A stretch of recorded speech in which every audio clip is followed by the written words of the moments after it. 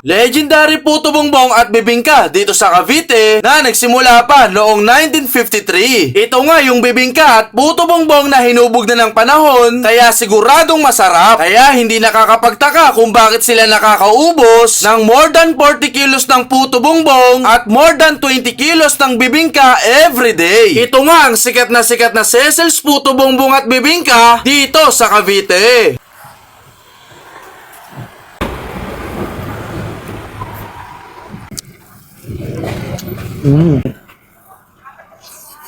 Bossing, good afternoon, bossing. Hi. Bossing, ano yung niluluto mo dyan, bossing? Puto bongbong. Puto bongbong. Grabe, September pa lang may puto bongbong na kayo dito, bossing, ah. Hindi naman kami tumigil. Order round to. Talagang nandito na talaga to, bossing. Yes. Ayun, no? Bali, magkano yung puto bongbong nyo dyan, bossing? May 30 regular, may muscovado 40, may overload, at higit sa lahat meron kaming super overload Ayun. with leche flan. Bossing, may tanong lang ako. Balita ko, isa kaysa talagang pinakamatagal na nagtitinda ng puto bongbong dito, ah. Bakit? Yes. Ganong katagal na po ba to, bossing? 1953 pa to.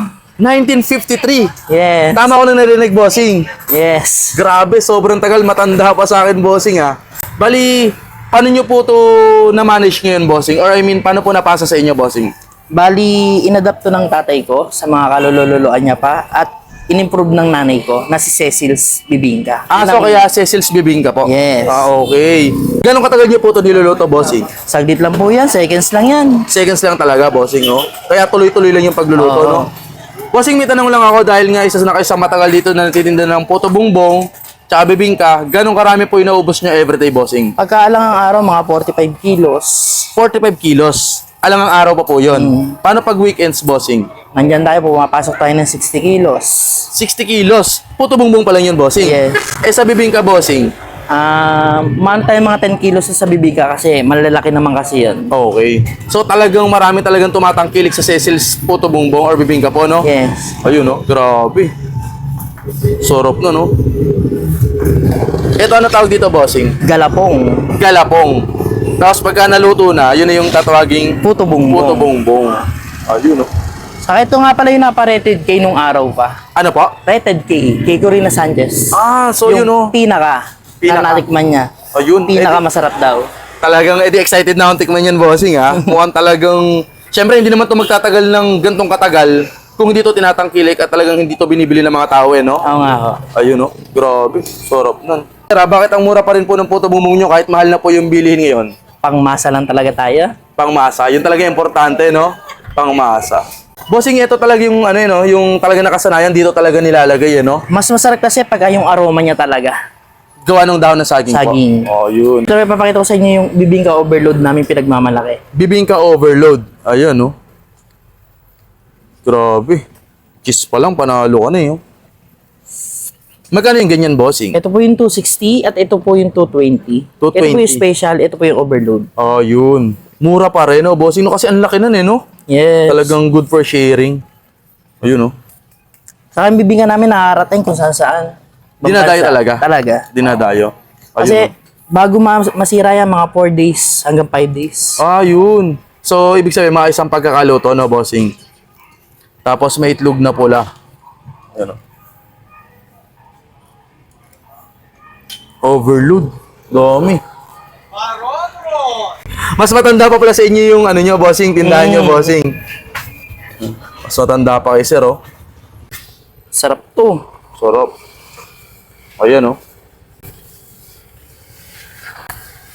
Ito naman yung puto bongbong overload lang. Puto bongbong overload lang po. Yes. Ayan, Magkaiba silang dalawa. Punta lang po kayo dito sa San Agustin, Poblacion 2, Tansa, Cavite.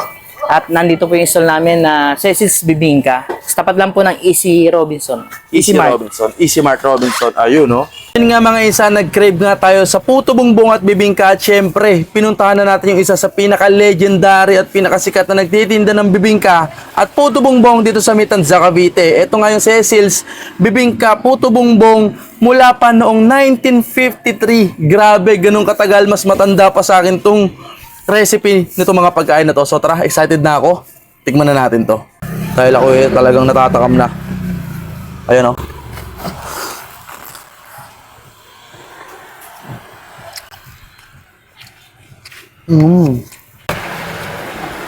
Parang kahit wala yung pinaka-toppings niya, yung pinaka-puto bumbong itself, nalasaan ko, masarap na, malasa na ha. Suwabe. Ayan oh. Wow.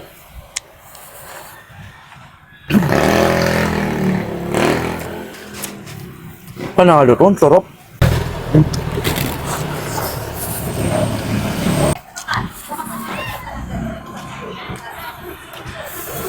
Ito naman yung overload puto bongbong na merong muscovado.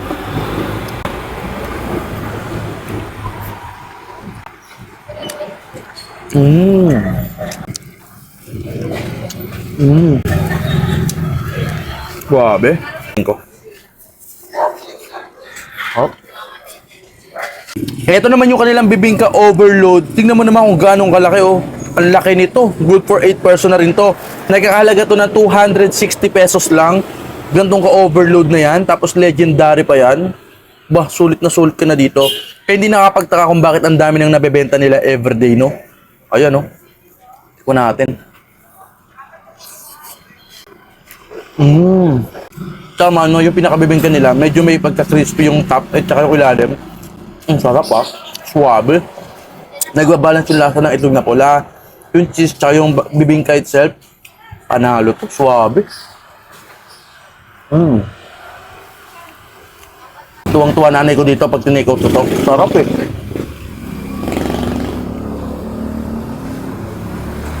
Kung tuwa mga nanay nyo, pag binili nyo nito, sigurado ako.